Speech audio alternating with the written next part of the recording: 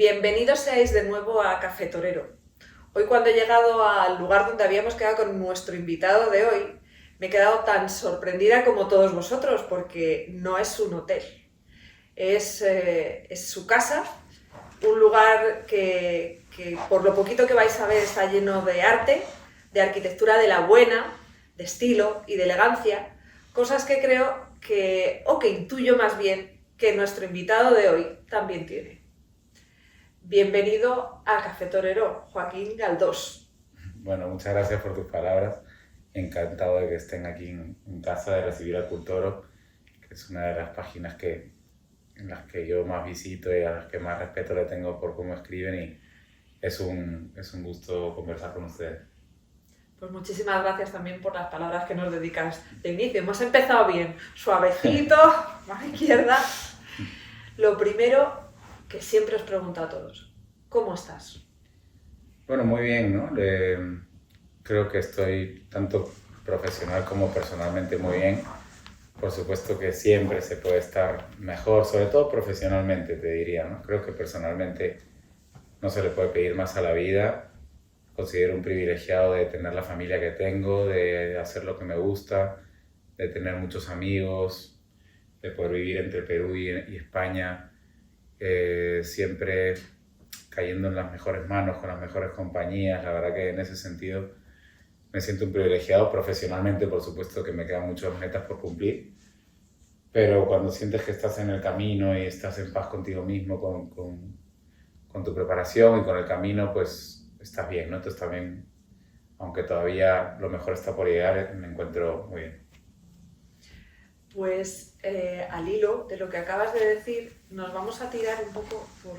Me gustaría que nos contases de todas esas personas que has hablado, que son tan importantes a nivel personal para ti, ¿cuáles son tus apoyos más importantes y para qué? A nivel profesional, a nivel personal. Bueno, yo creo que primero la familia, ¿no? Sobre todo mis padres, porque los hermanos al final tienen más cada uno su vida, ¿no? Aunque siempre están ahí, pero son profesionales, y tengo uno que vive en Dubái, que está casado, si no lo veo. El otro trabaja en Perú, y tengo otro que está un poco más entre Perú y España, ¿no? Pero los padres siempre están ahí, ¿no? Mi padre además también, que fue matador de toros, que tiene la ganadería, conversamos mucho. Perdón, y quizás pues mi padre puede ser el apoyo fundamental. Está siempre conmigo, procura no perderse ni una corrida. Y mi madre también, de una forma también más personal, ¿no? Porque mi padre puede ser más tímido, no entra tanto en el tema de cómo te sientes, de cómo estás. Mi madre sí es más, me da más ese soporte personal. Y yo creo que la familia está en el primer plano de todo. Y luego te diría que mis compañeros, ¿no? Soy un gran privilegiado de poder contar con la amistad de algunos compañeros a los que admiro, como toreros, como personas, y cuando tienes algún momento de duda de ciertas decisiones, de ciertas cosas de tu profesión o miedos, también puedo recurrir a ellos, ¿no? Hay pues algunos con los que me estoy siempre rodeando y que son mis amigos, y puedo tratar de muchos temas, ¿no? Vamos a desgranar esas tres patas de las que has hablado. Nos has comentado que es tu madre la que hace de soporte más psicológico y emocional, que es una parte bastante importante teniendo la profesión que tienes. ¿Cómo te apoya, cómo te ayuda tu madre? ¿Qué te aporta? Ella lo único que quiere al final es tu tranquilidad personal, ¿no? Que seas feliz, que seas pleno. Mi padre, como entra más en el tema profesional, está siempre pues intentando ser competitivo. Aquí hay que triunfar, hay que ir a este sitio. A lo mejor que yo tengo menos ganas de ir, hay que ir, me anima. Y mi mamá es como no sabe ni importa si triunfas o no triunfas, lo único que quiere es tu tranquilidad. A veces inocentemente, ¿no? Pero oye, si esos toros no te gustan, ¿para qué vas, no? O sea, tú estás feliz yendo, ¿para qué vas? ¿Qué quieres conseguir, no? O no vayas a este sitio, quédate conmigo, vámonos a Roma, cualquier cosa, ¿no? Te sale. Entonces, no sé, te preguntas si tienes novia, si no tienes novia, si estás bien personalmente, si... Cosas más de una persona normal, ¿no? Mi padre siempre va más al tema profesional, y es más ambicioso, ¿no? Entonces, cuando tengo alguna cosa que me preocupa, que no es del toro o cualquier cosa, pues acudo más a ella.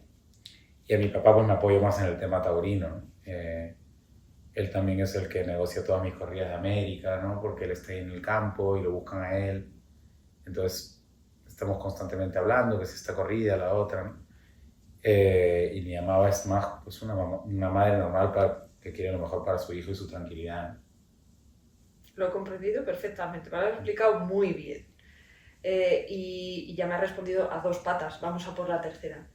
¿Quiénes son esos amigos? ¿Quiénes son esos compañeros en los que te apoyas cuando llegan las dudas o cuando llegan temores o cuando llega la indecisión?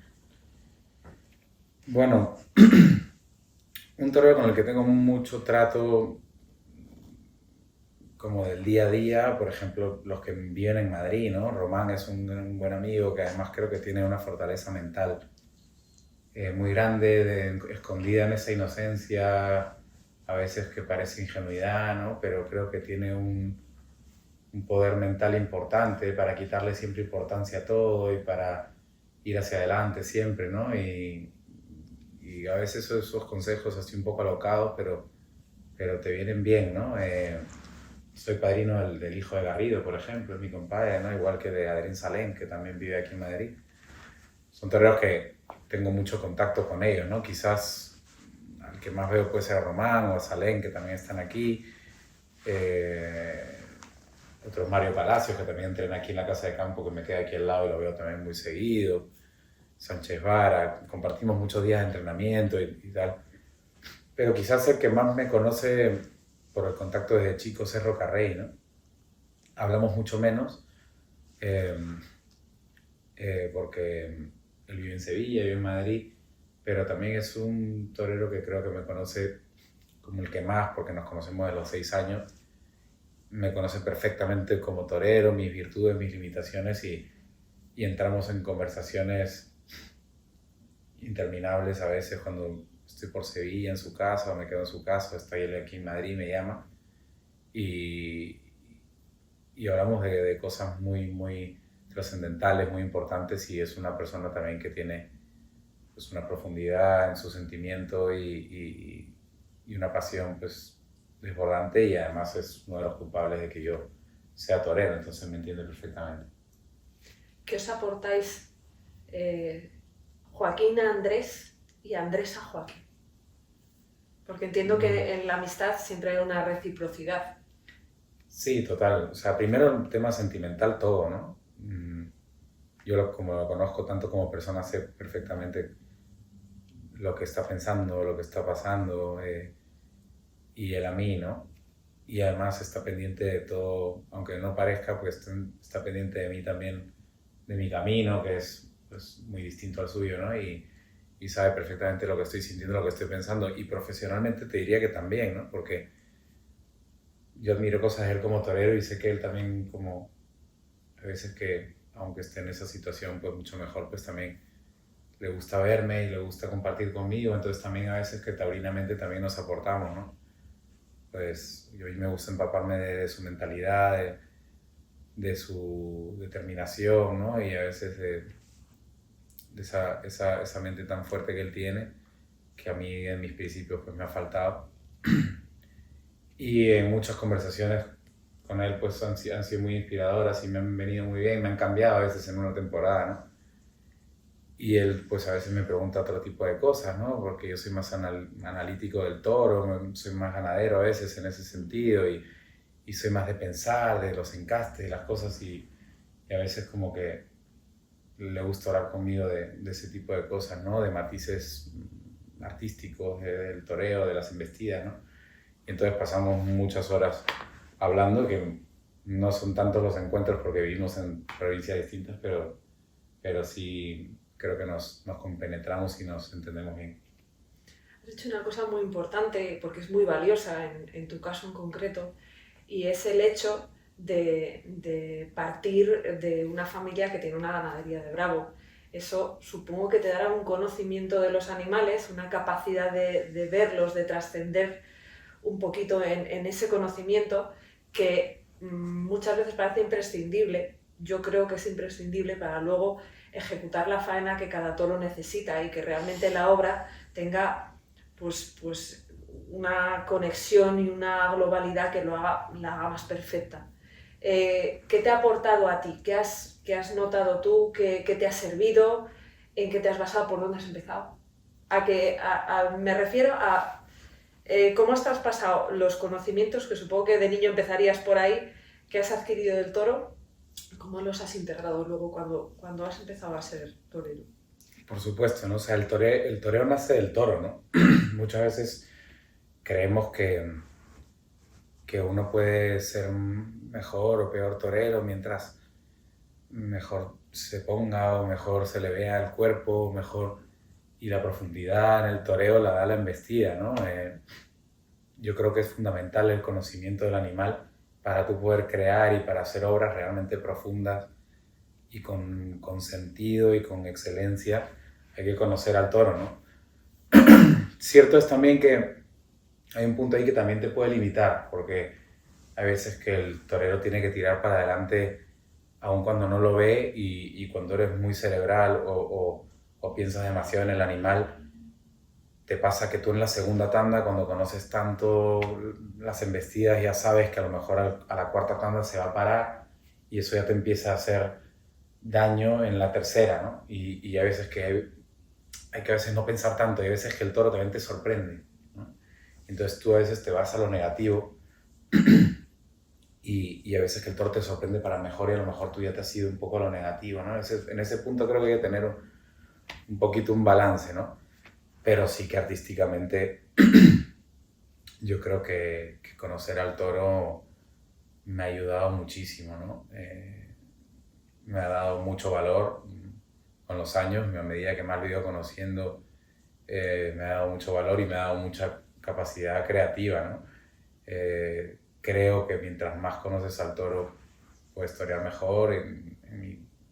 Tengo la suerte de tener incluso hasta 2 encastes y eso en la casa, y bueno, eso te enriquece muchísimo, ¿no? Te da mucha tauromaquia, sabes expresarte a distintos trazos, a distintas alturas, a distinta presión en la embestida, ¿no? Que todas esas cosas creo que no hay que contarlas mucho, pero la gente lo siente, ¿no? Cuando estás toreando y se ve que hay un conocimiento mayor, ¿no? Entonces creo que es fundamental conocer al animal.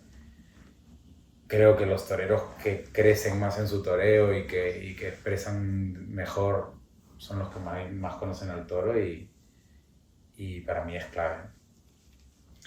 Nos has comentado que tenéis en casa 2 encastes diferentes. ¿Nos podrías explicar, para que lo entendamos todos, brevemente qué dos encastes son y qué características tiene cada encaste? ¿Qué estáis buscando en cada una de las líneas? Bueno, mi padre comenzó, yo tenía 8 años, yo no tenía ni idea, me gustaba ir a los tentaderos, él tentaba las vacas, empezó comprando una vaca de Roberto Puga, que era, bueno, la ganadería de más prestigio que había en Perú. Luego metió Guagraguasi de lo de José Luis Cobo de Quito, y al final ya hemos ido llevando cosas de España en los últimos años, de García Jiménez, hay un toro de Domingo Hernández, bueno, es básicamente Domecq, ¿no? Y lo último que llevamos fue en el 2020, en la pandemia, unas 20 vacas y un semental de la quinta. La verdad que es un toro que a mí me ha ido muy bien, que tengo buena amistad con los ganaderos, ¿no? Y le veía yo algo muy especial a esa ganadería, ¿no? Ya no solo al encaste, creo que hay que hablar de ganaderías porque al final la personalidad se la da a cada ganadero. No tiene nada que ver un toro de Garcigrande con un toro de Jandilla, con un toro de Victoriano del Río, ¿no? Entonces, a mí me gusta el encaste de Domecq porque me parece que es un poco el que se adapta más un poco a la faena que cada torero quiere hacer, ¿no? Es una embestida más moldeable en el sentido de que puedes acortar la distancia, lo puedes torear un poco más de largo, más o menos cada torero la puede llevar un poco más a su terreno, el toro bueno, por supuesto. Y en cambio el toro de Santa Coloma quizás sea un toro que tiene su lidia y no puedes ir muy en contra, ¿no? pero luego es un toro con un ritmo muy especial, un toro que embiste sin agresividad, ¿no? Que gatea de otra forma y que buscándole la humillación, que a veces puede ser el punto que le falta, hay veces que es genial, ¿no? Lo puedes torear casi sin rigidez en el cuerpo, sin fibra y que el muletazo tenga esa cadencia y ese arte porque lo lleva el toro en la embestida, ¿no? Entonces, bueno, me encantó cuando fui ahí a tentar en la pandemia lo que vi y pudimos adquirir esas vacas y la verdad que estamos muy contentos, ¿no? Es verdad que yo creo que como torero te abre nuevos horizontes en la cabeza y bueno, cuando voy, que no estoy tanto en Perú como quisiera, puedo disfrutar de esos tentaderos y de ir variando, ¿no? Y creo que eso te enriquece mucho. Es importante porque es otra forma de ir formándose, lo has dicho tú, de ir formándose, de ir enriqueciéndose y que las características de los diferentes animales, lo que van desarrollando, te enriquece a la hora de ejecutar luego las faenas. Antes comentaste otra cosa, voy a cambiar de tercio un poco así como radical, pero lo comentaste y voy a ir cogiendo el hilo. Hablabas de la fortaleza mental que tenía Román y has hecho un comentario que me ha llamado la atención. Yo antes no lo tenía. Quiero que me cuentes cómo ha sido ese proceso y cómo te sentías antes cuando no sentías esa fortaleza mental y ahora que te sientes más fuerte.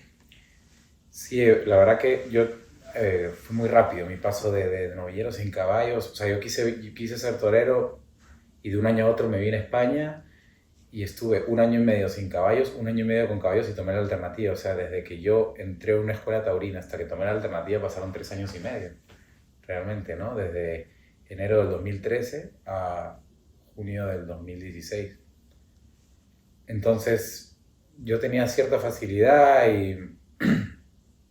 pero no había pasado por lo que creo que tiene que pasar un torero para madurar, ¿no? Entonces, cuando llegaron retos más fuertes de matador de toros, creo que me responsabilizaba demasiado, ¿no? Y eso me creaba un atenazamiento que había veces que yo llegaba a una plaza importante y estaba fuerte físicamente y mataba el mismo toro en un pueblo y estaba tranquilo, y cuando llegaba a esa plaza o ese reto que me suponía esa ganadería en ese sitio, a veces como que sentía que las faenas pasaban y no me acordaba luego después por la tensión que tenía. Me cansaba un poco en la faena, me quedaba un poco sin aire, me daba un poco de flato porque estaba demasiado presionado. Creo que era fruto también de estar todavía muy tierno en ese sentido, ¿no? Y con el tiempo, cuando le he ido quitando importancia a las cosas, confiando en tu preparación y yendo a la plaza a ver qué pasa, sin tanta tensión, me fluye todo, ¿no?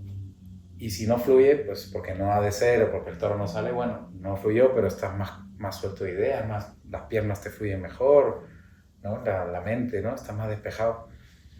Entonces, por ejemplo, citado a Román, es un torero que lo veo, va a la plaza natural y él tiene sus inseguridades también, de que a lo mejor pues, le falta esto, le falta lo otro, pero va con sus armas y le fluyen las cosas, ¿no? Otro que me ha llamado la atención, que he tenido la oportunidad de conocerlo hace relativamente poco, es el maestro Alejandro Talavante, ¿no?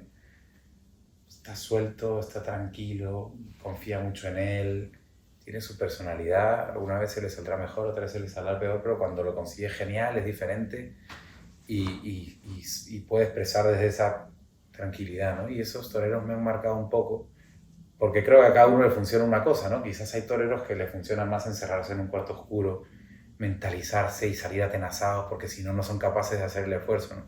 Yo creo que en mi personalidad, yo soy una persona natural, tengo que ir a matar una corrida de toros como el que va a torear una becerra en el campo, ¿no? Y dejar que mi capacidad se vaya desarrollando desde la naturalidad, ¿no?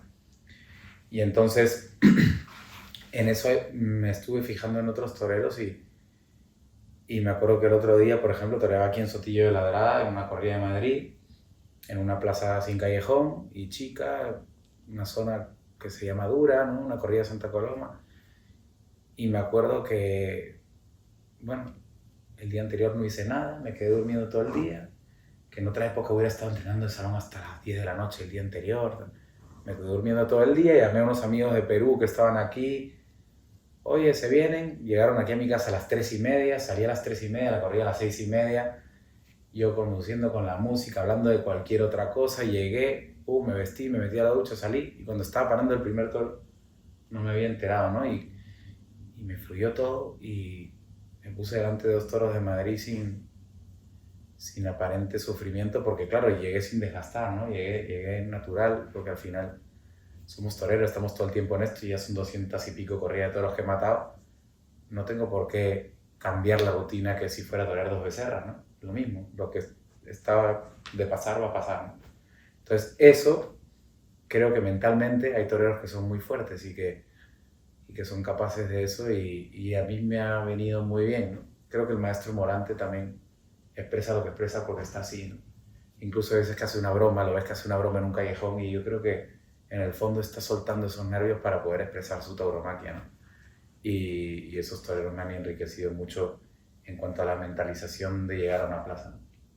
Joaquín, me voy a tirar yo a la piscina ahora. ¿Te consideras una persona racional, reflexiva y perfeccionista? Sí, súper, súper. Yo creo que estoy como constantemente dándole vueltas a las cosas, ¿no? Para intentar mejorar, ¿no? Es verdad que el toreo a veces ser tan racional no pega mucho, pero sí que lo soy, sí. Es que ahora cuando estabas contando ese proceso me resultaba familiar, porque a mí me pasa un poco parecido, y esa capacidad de reflexión también. Noto una sensibilidad para captar matices, estados de ánimo y una capacidad, o sea, una inteligencia para aprender de otros que me está llamando la atención.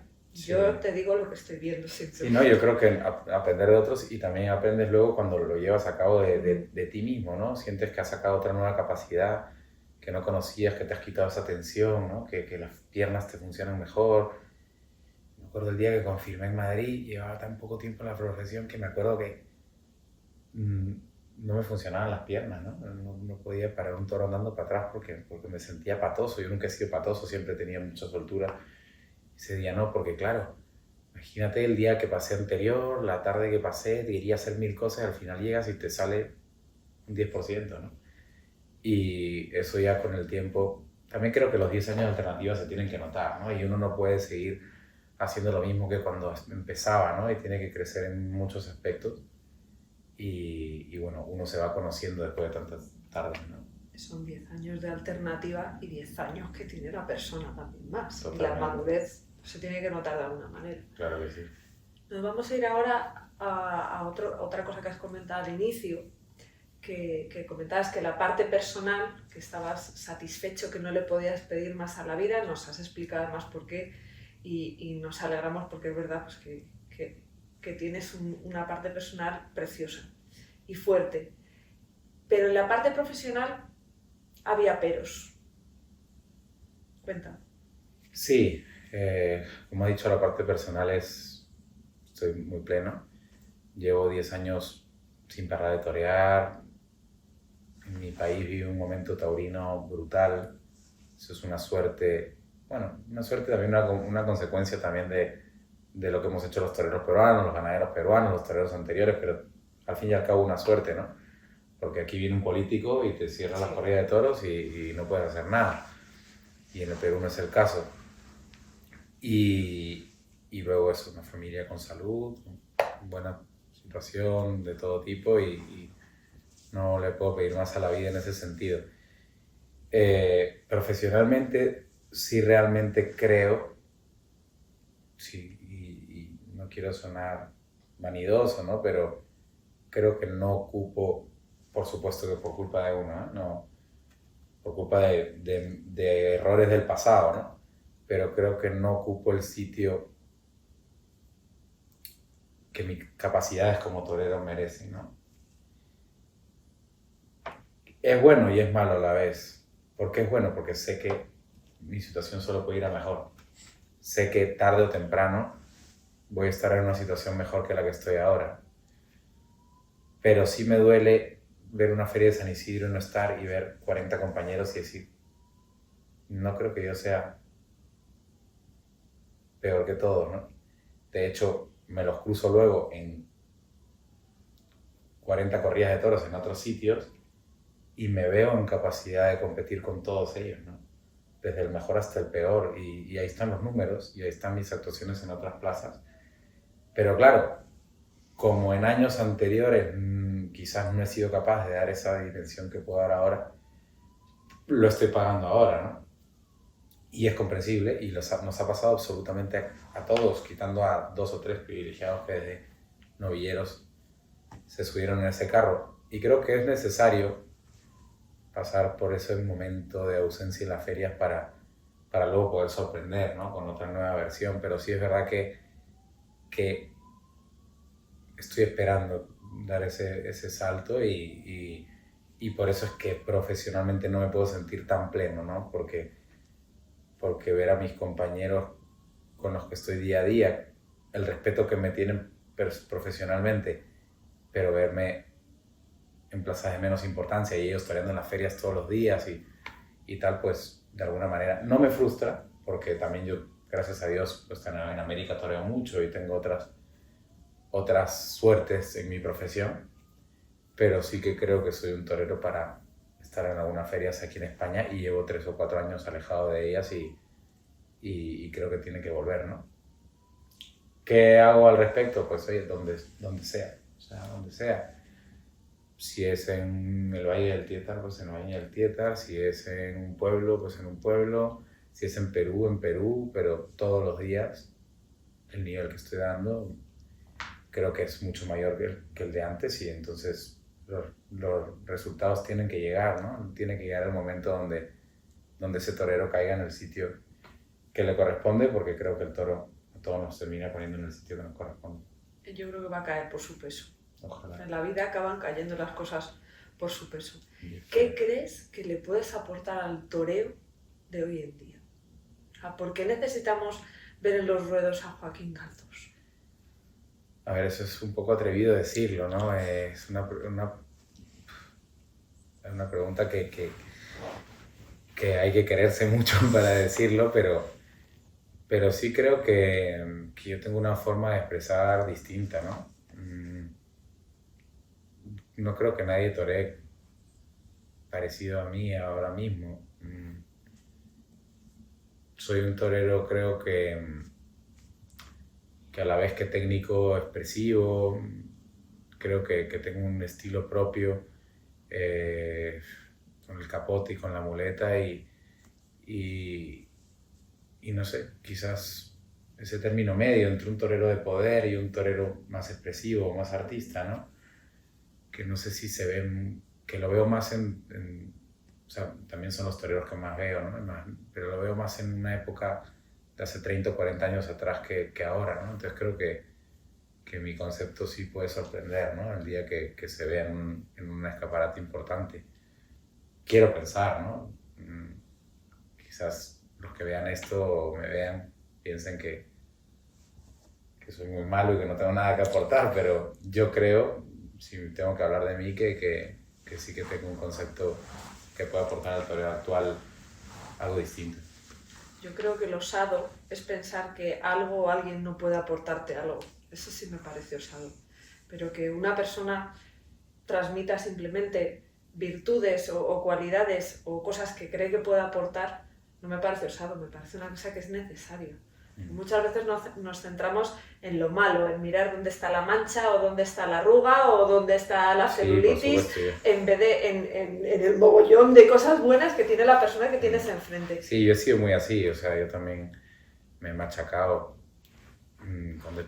por ejemplo, los baches con la espada, que los he tenido, ¿no? Eso han sido culpa mía, o sea, yo pinché un toro de Toro Estrella en Sevilla en 2019 que me hubiera cambiado muchas cosas y son toros que no se pueden pinchar y lo pinché y he tenido muchos baches con la espada. En Lima he pinchado una cantidad de toros, yo tendría 1 o 2 escapularios más si no hubiera sido por la espada y los he pinchado y en Madrid he pegado también petardos con la espada brutales que no me puedo... Pero es verdad que también uno se machaca mucho y al final aquí pincha todo el mundo. Y luego es una máxima figura del toreo pinchando 5 o 6 veces y somos humanos, ¿no? Y es verdad que siempre he sido de ver el vaso medio vacío y creo que con el tiempo, como te he dicho antes, creo que es mejor, me viene mejor verlo siempre medio lleno, ¿no? Porque yo creo que ese machacarse tampoco vale para nada. Para nada. Desgasta mucho Sí. y no te lleva a ninguna parte. Mm. Te hace perder energía que te hace falta para trabajar en la dirección en la que tú pretendes ir. Exactamente, pienso igual. ¿Cómo trabaja un torero el matar bien? O sea, cuando ves que esto, no sé, cómo lo entrenáis, me parece algo importante porque además este año pues hemos visto algún toro irse después de 3 avisos y toreros, pues eso, de hacer un faenón y pincharlo. ¿Cómo lo entrenáis? Creo que es la suerte de las que más cuesta mantener en el tiempo, ¿no?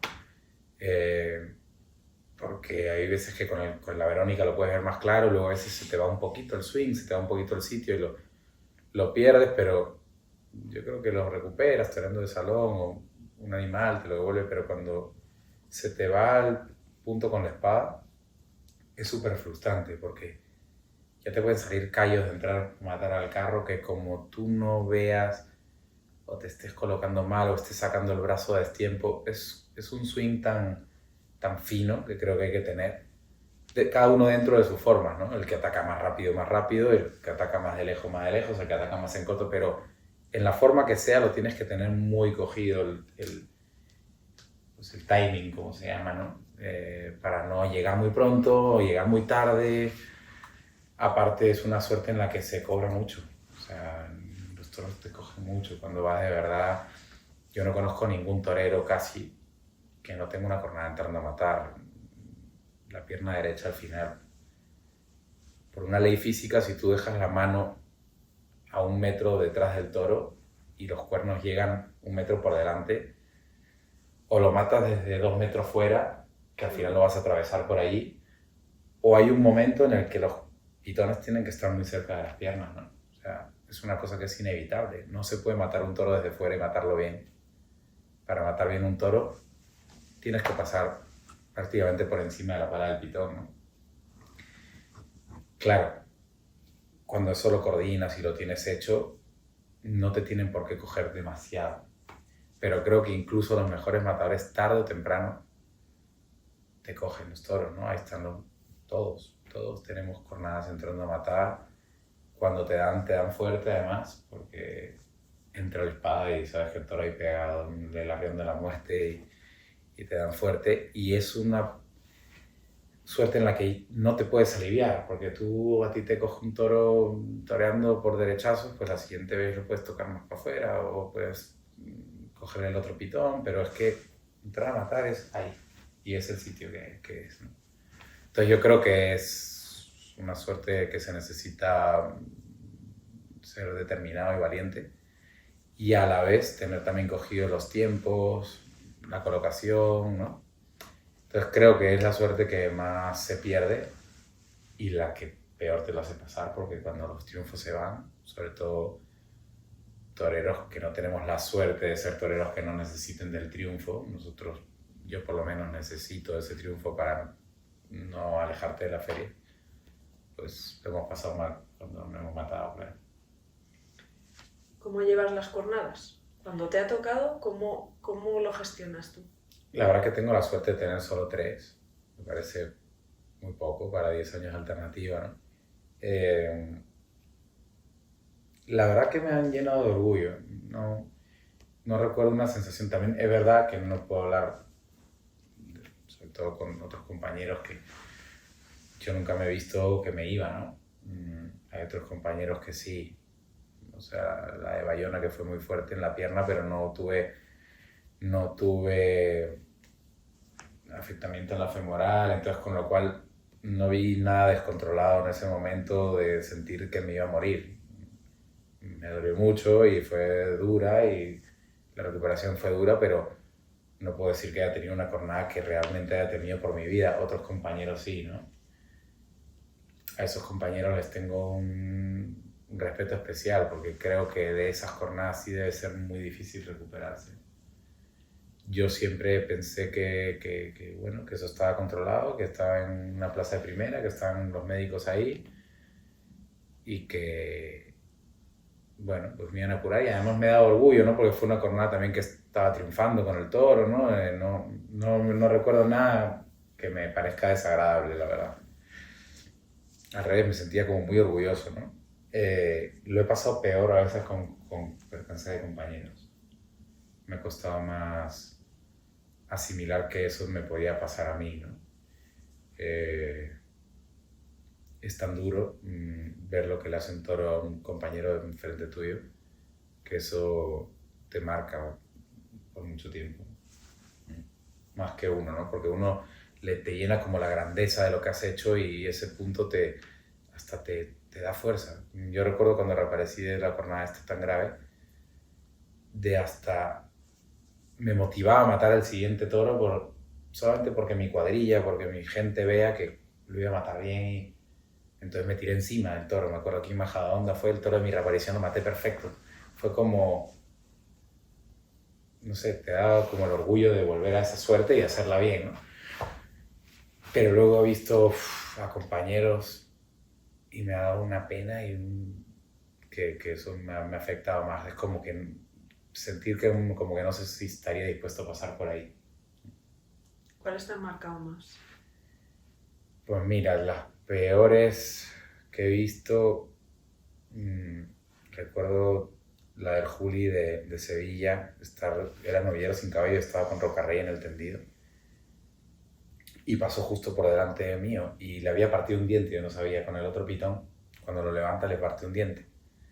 Entonces yo ver la sangre a borbotones y ver cuando pasó por abajo y ver un hilo de sangre cayéndole por la boca, pensé que tenía algún órgano afectado o algo, de que tenía un sangrado, ¿no? Una hemorragia interna, algo y al final era un diente, pero que le pasa al Juli, que era nuestro héroe, ¿no? Era como, no creía que a él le podía pasar nada, ¿no? Luego la de Román de Madrid, el toro de Iván, también esa fue muy, muy dura.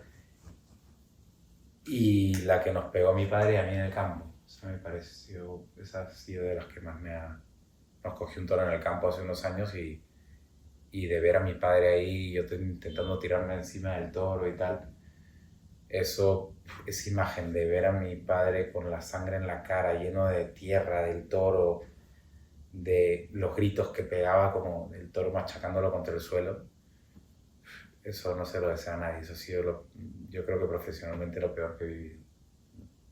¿Qué pasó? O sea, estábamos me recibí una llamada a las 7:30 de la mañana y mi padre estaba desayunando en mi casa en Santa Rosa, en el campo. Me dice, oye, ven con el descabello que hay que rematar aquí un toro que lo han matado.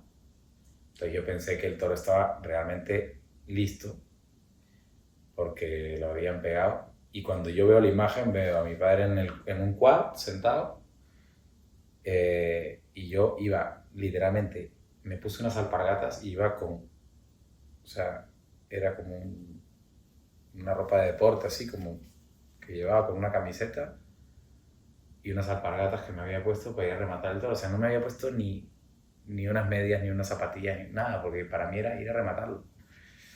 Y estaba el toro ahí tirado, con las tripas como que para un lado, y entonces el toro estaba como medio con los ojos cerrados y por este lado, claro, porque como al dolerle por aquí, se tumbó el toro por aquí. Él creía que el toro estaba frito, pero el toro lo único que estaba era tumbado porque tenía dolor y se le estaban saliendo un poco las tripas, pero lo único que tenía era una raja así en el cuero, pero el toro estaba entero.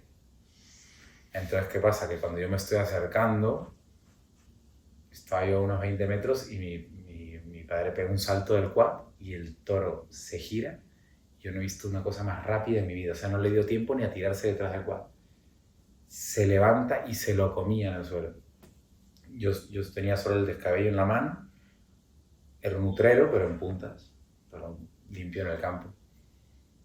Con la suerte de que el toro era un poco gacho. Yo creo que eso es lo que nos salvó.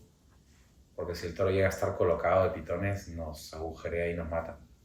Entonces lo empiezo a arrastrar por la arena, lo echaba para arriba y yo tiré el descabello al suelo, corrí, me tiré encima del toro, yo le tiraba del cuerno, del rabo, de todo, y no lo dejaba, no lo dejaba, no lo dejaba. Y me acuerdo que en una de esas yo me tiro encima de los cuernos ya, y el toro me pega una cornada a mí y me tira, y cuando yo me levanto veo que mi padre está intentando gatear para levantarse y el toro se va por él otra vez. El toro siempre sabe cuál es su primera presa.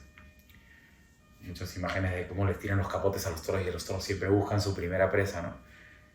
Entonces el toro me puede haber tenido a mí 15 o 20 segundos, pero a él lo tuvo a lo mejor 1 minuto y 20 segundos.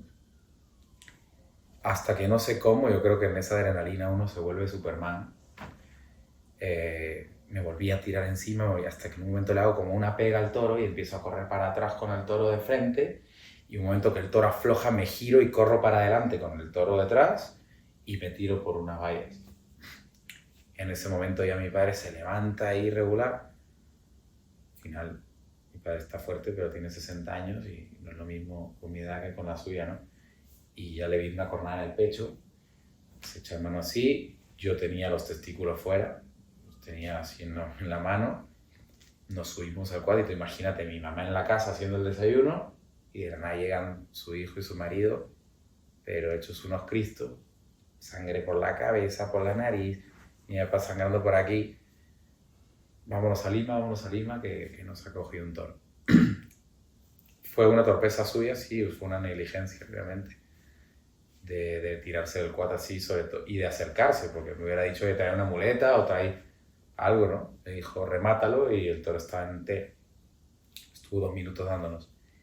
Y me acuerdo que esas imágenes me daban como muchas vueltas a la cabeza porque sentí que ahí nos tendría que haber matado. O sea, no encontraba la explicación de cómo me pude llevar al toro.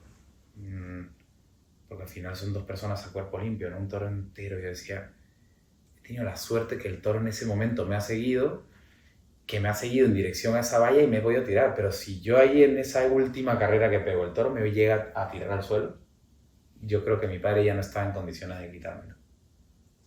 Ya el toro me hubiera dado hasta que se hubiese aburrido, ¿no? Entonces como que pensaba en mi cabeza todo el tiempo, aparte de las imágenes, ¿no? Que tenía en mi cabeza de tener que tirarlo y verlo a él ahí sufriendo, ¿no? Pensaba en mi cabeza qué pasaba si yo no conseguía tirarme en la valla en ese momento. Y pensaba como que mi madre, después de tiempo de preguntar por nosotros, pasar por ahí y vernos a los 2 ahí tirados. Entonces como que más de lo que pudo pasar y de la cantidad de tiempo que estuvimos ahí, porque se me hizo eterno. Y eso no es que me haya mosqueado luego para mi profesión, porque luego el ponerse delante del tío terreno no tiene nada que ver. Pero sí me dio una depresión como de 1 mes. O sea, estaba mal por dentro. Mis amigos que me sacaban por ahí a distraerme, pues te lo podrán contar. O sea, yo estaba mal durante un tiempo, sí. Eso también me afectó mucho. Y luego de compañeros, los que te he contado, pues la de Román, esa de Juli. Me acuerdo también una de Tomasito en Bayona que toreaba conmigo, una de 6x6. Que fue durísima, y la corrida estuvo como parada 40 minutos, no sabíamos lo que estaba pasando ahí dentro. También fue bastante duro en persona, y bueno, creo que de las mías ninguna me ha afectado, y de las de mis compañeros, esos que te he contado. Lo que te pasó en casa es lo que, o sea, te cambió. Sí. Después de la depresión, Joaquín no era el mismo. No, yo creo que luego ya sí. Yo creo que fue un momento de mucha tristeza, ¿no? Pero sobre todo me ha cambiado para respetar a los toros, ¿no? Para respetar a los toros en el campo. Nos ha cambiado, yo creo que tanto a él como a mí. Nos ha hecho tener más cuidado. Al final, hasta que no te llevas un susto de esto, no eres consciente de y valorar la vida. Sí. Porque aunque los toreros os estáis exponiendo todos los días, cada vez que trabajáis, os estáis jugando la vida. Es así, nos guste o no. Pero parece que cuando no estás vestido de luces y la vida te enfrenta tan duramente y de forma tan cruel y tan real a eso, cuesta un poquito más digerirlo, y más cuando ya no eres solo tú, es otra persona a la que más quieres en el mundo. Claro, ¿no? O sea, más un padre, ¿no? O sea, al final te pones en la situación, si hubiera sido un hermano o algo, qué sé, tenemos 30 años, no te da como tanta pena, ¿no? Pero una persona que la ves como un poco más, primero la figura de héroe que siempre tiene un padre para su hijo, ¿no? Pero también es un señor, ¿no? O sea, él no tenía por qué haber pasado por eso, ¿no? Como que sientes que hubieses querido todas las cornadas en tu cuerpo antes que en el suyo, ¿no? Creo que esa imagen sí, sí me impactó bastante, pero claro, no tiene nada que ver con el toreo, es un accidente, intento quitármelo y bueno, pues, intentar que la próxima vez me cojan en la plaza, que por lo menos pues tiene más gloria, ¿no? En el campo, la verdad, hubiera sido una desgracia que me pase algo más grave ahí, de esa manera, ¿no? Pero sí hay que tener mucho cuidado con los toros porque ya son muchos los accidentes que hemos visto. Sí, últimamente, por desgracia, parece que más. Pero bueno, yo me lo tomo como que es un recordatorio, la vida nos da muchos recordatorios, da igual que sea en un accidente de tráfico, en el campo o con enfermedades, que esto es un rato, que esto va en serio, que esto no tiene rewind, esto no se puede rebobinar y que es aquí y ahora y hay que aprovecharlo. Total. Por eso es que yo también soy torero, ¿no? Porque en el momento tenía mucho miedo de tomar esa decisión, pero cuando te das cuenta que es la única oportunidad que tienes, lo mejor es hacer lo que sientes, lo que te gusta y que sea lo que Dios quiere. Tal cual. ¿Quién es Joaquín Galdós en Perú? Bueno, creo que he conseguido ser un torero importante en mi tierra, ¿no? Me siento, por supuesto, mucho más querido, mucho más reconocido que aquí. Date cuenta que esto es la cuna del toreo y aquí Joaquines Galdós pues hay muchos y en Perú no. Entonces sí me siento más reconocido porque es una tierra que no ha dado tantos toreros como España, lógicamente, y creo que pues no es poco lo que he podido conseguir en todos los países taurinos que he toreado y bueno, y lo que he podido conseguir en mi tierra, en casi todas las plazas, ¿no? Entonces, sí me siento muy reconocido, muy valorado y encuentro ese reconocimiento que aquí quizás en este momento de mi carrera no tengo, ¿no? Aquí las cosas pasan muy rápido. Me acuerdo, por ejemplo, de mi época en Francia, de novillero, de que la gente me reconocía, me llamaban de todas las ferias de Francia. Era el torero que más toreaba, mi primer año Alternativa, Dax, Bayona, todas esas plazas y un año otro, pero luego se pasa, llega otro torero y hay que estar siempre ahí para mantener ese reconocimiento, ¿no? Y aquí es verdad que pues ahora estoy en un momento de mi carrera que no lo tengo, pero en Perú sí noto ese cariño, ¿no? Cada vez que llego a una plaza, un poquito ese reconocimiento que, pues como un torero importante o de los más importantes de la historia de mi país, ¿no? Y todavía lo que me queda, pero creo que también en esta época que también me ha tocado coincidir con Andrés, noto ese ambiente, ¿no? En la Feria de Lima, ese ambiente de ver al peruano compitiendo de igual a igual con los españoles y un año compitiendo por el escapulario de oro los dos, y otro año otra vez los dos, y otro año otra vez los dos, y que él coja un toro y yo cojo otro.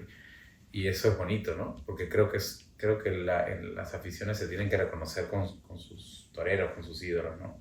Y cuando ha habido un torero en un país americano que le ha plantado cara a los gallos de aquí, pues eso ha enriquecido mucho, ¿no? Caso último con José Adame en México, con Luis Bolívar.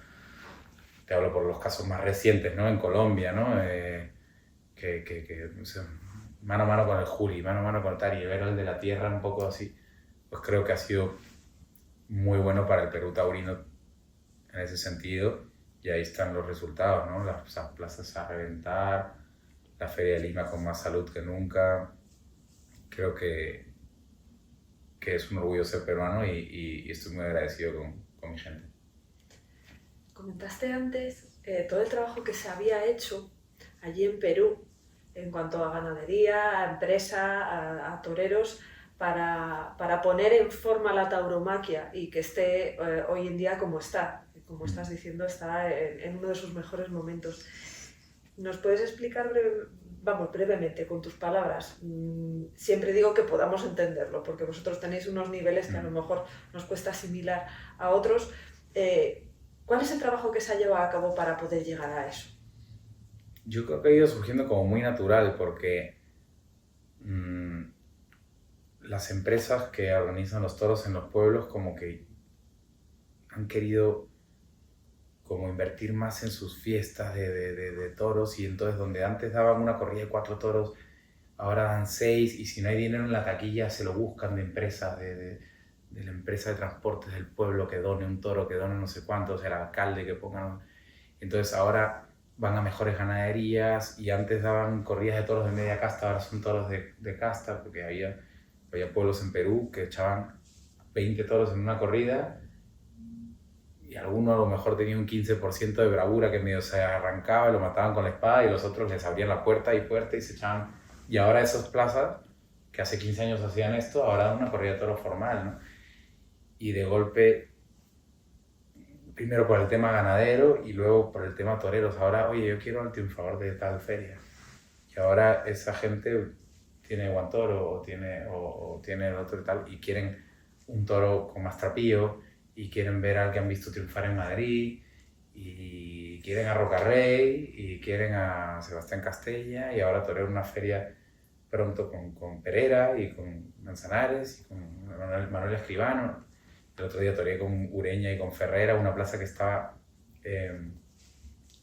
inaugurándose, ¿no? Una plaza para 10.000 personas en Lima que se está inaugurando, con un cartel que podía ser de la Feria de San Isidro, y entonces los pueblos cada vez van también compitiendo entre ellos a ver quién trae el mejor cartel, quién trae el mejor torero, y estamos ante un país que ahora mismo da cerca de 60, 70 corridas de toros de máximo nivel, ¿no?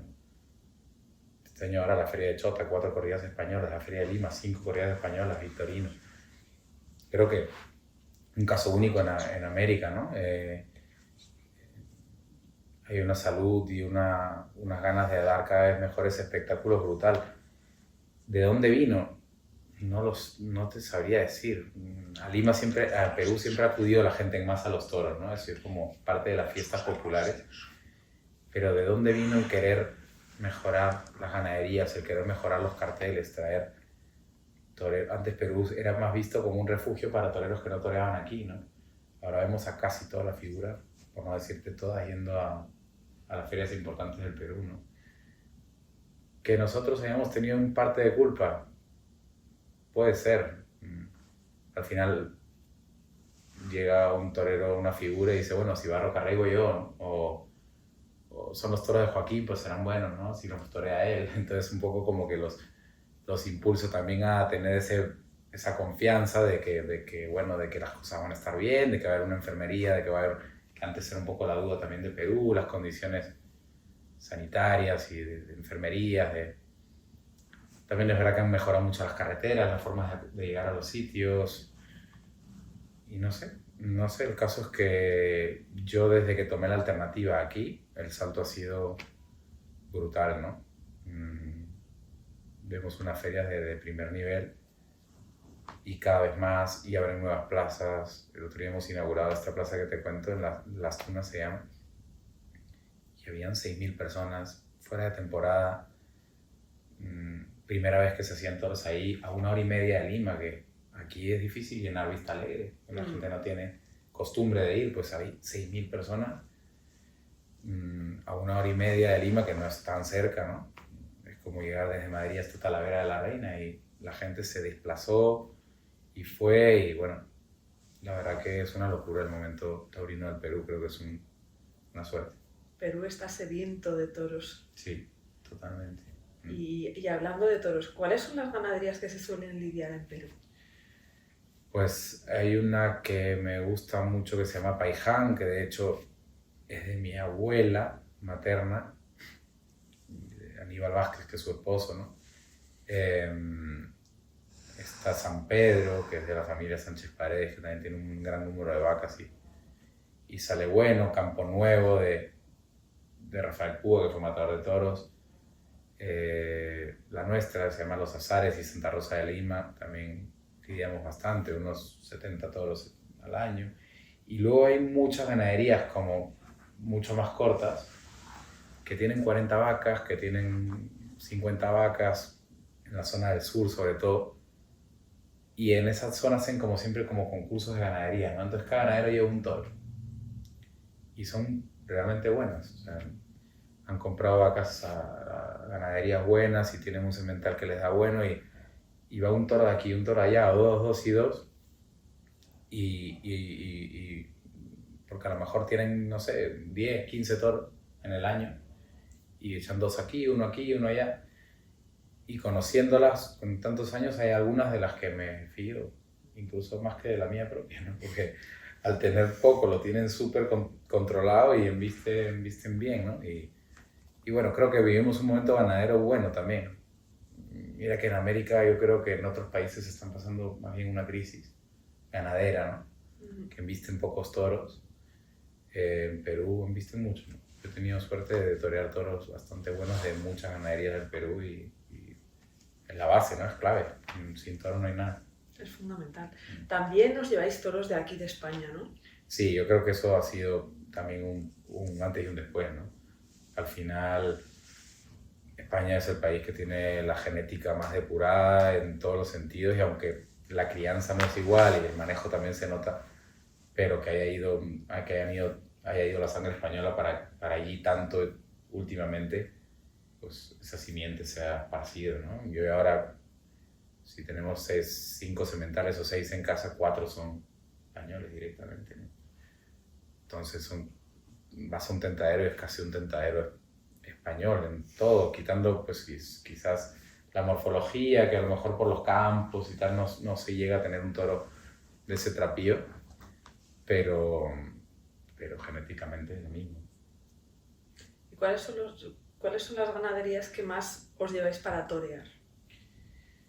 Han ido últimamente, yo el año pasado por ejemplo maté Montalvo, he matado el Puerto de San Lorenzo, he matado a Daniel Ruiz en Lima, he matado José Cruz,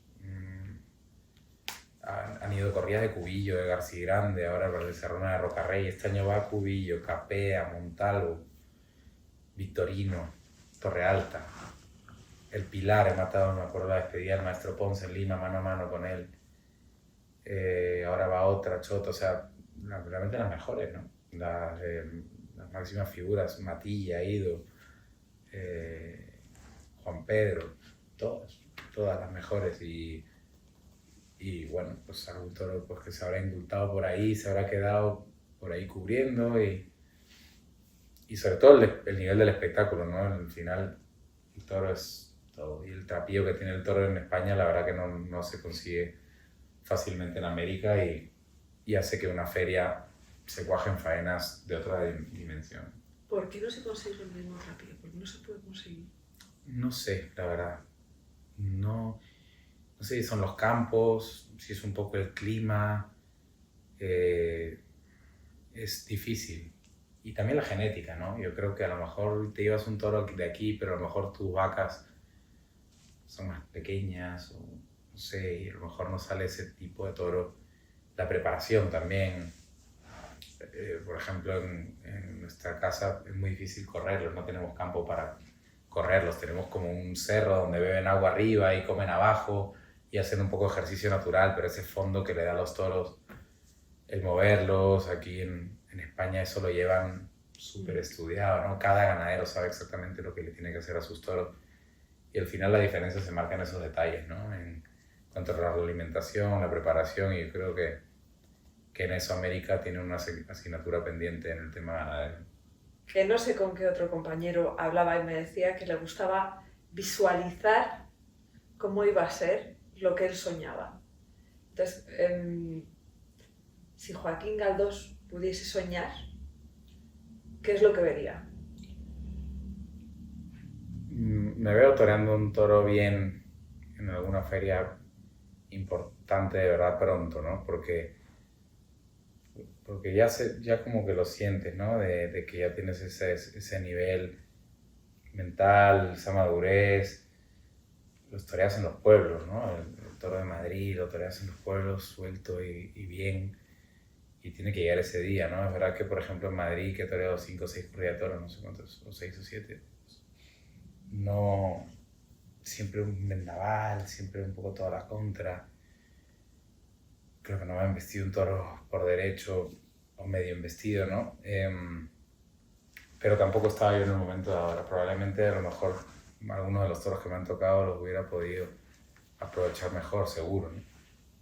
Entonces me veo que ese momento tiene que llegar y tener esa oportunidad de volver a esas ferias como Sevilla, Madrid, que se me vea en esos escenarios, porque creo que tengo mucho que decir y que me va a coger en el momento perfecto, ¿no? Luego ya Dios dirá, yo no me quiero ir mucho más allá, ¿no? No me gusta decir quiero ser figura, quiero conseguir esto, quiero conseguir lo otro, solamente me valdría con torear 6 o 7 corridas en 6 o 7 grandes escenarios y a ver qué pasa, ¿no? Que no pasa nada, pues bueno, ya veré qué hago. Pero creo que está al caer y que va a pasar y eso es a donde más o menos quiero enfocar mi energía, ¿no? Me gustaría eso, volver a Madrid este año, que llevo un par de años sin ir. Me gustaría pues torear en mi tierra, en Lima, este año que van 5 corridas españolas, pues una corrida importante o 2, ¿no? Que son mis 10 años de alternativa, y me gustaría celebrarlo ahí bien. Y luego seguir, ¿no? Seguir creciendo, seguir mejorando, pero sí me veo toreando ese toro en ese sitio, ¿no? En Sevilla, en Madrid, pronto. Me atrevería a decir que en un máximo un par de años. Yo no soy adivina, no sé lo que va a pasar, pero sí sé lo que tengo delante. Y veo mucho trabajo por dentro y por fuera, veo mucha madurez, mucho cambio para ir adaptando tu cabeza y tus emociones y tu forma de actuar y de gestionar todas las cosas para sentirte más tú y para hacer las cosas mejor.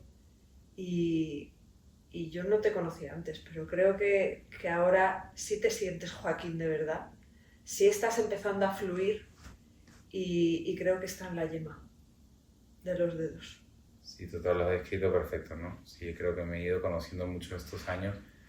Al principio tienes muchas vergüenzas, muchas dudas, no eres capaz de sacar lo que llevas dentro, ¿no? Y creo que ahora en la plaza estoy más transparente que nunca y más tranquilo y creo que es fundamental para que te empiecen a llegar las cosas bonitas que tienen que llegar y bueno, esperemos que sea así y si no, pues cuando sea el momento de irse de esta profesión, pues podré contar que lo intenté, que estuve en España aprendiendo de los mejores, que fui capaz de atreverme a soñar en lo más grande, que pude convertirme en un torero importante para mi país, que pude aportar a los que estaban a mi lado algo, a mi generación, al toreo en el Perú, que pude aportar algo, dejar las cosas mejor de las que me las encontré y de que pude disfrutar de la profesión más bonita del mundo y torear en todos los países donde dan toros y disfrutar de pegarle 20 pases a un toro, que es lo más bonito del mundo. Y no me iré con ninguna frustración, ¿no? Eso es lo bonito, que sí tengo esas ilusiones, pero como te dije, no se le puede pedir más a la vida de estar todos los años toreando, casi que no me pasa un mes que no me pongo un traje de luces y haber podido aprender de los mejores, disfrutar de mis compañeros, admirarlos en la plaza siempre y como te digo, no me considero que esté sufriendo ni mucho menos, ¿no? Tengo la ilusión de que eso suceda y si no, pues no seré un torero frustrado, si Dios quiere. No, yo creo que no lo vas a ser, no va a ser necesario. Ojalá, ojalá. Creo que tenemos que dejarlo aquí porque el cierre que has hecho ha sido pues una maravilla. Igual que cuando uno remata un quite y dices, ya con eso ya me puedo ir. Te quiero dar las gracias por haberte abierto, por habernos recibido en tu casa haber sido tan sincero, haber explicado tan bien cosas tan difíciles de explicar, por haberte mostrado tal y como eres, tus vulnerabilidades, tus puntos fuertes, por haber podido apreciar cómo crece y cómo va cambiando una persona. Es una maravilla y creo que lo estás haciendo chapo, tío. Muchas gracias. Así que espero que todos vosotros hayáis disfrutado, igual que yo, de este ratito, de esta conversación, que hayáis conocido un poquito mejor y más a Joaquín, que cuando lo veamos en las plazas disfrutemos y lo sintamos de una manera más intensa. Y ya sabéis, os espero aquí en el siguiente Café Torero.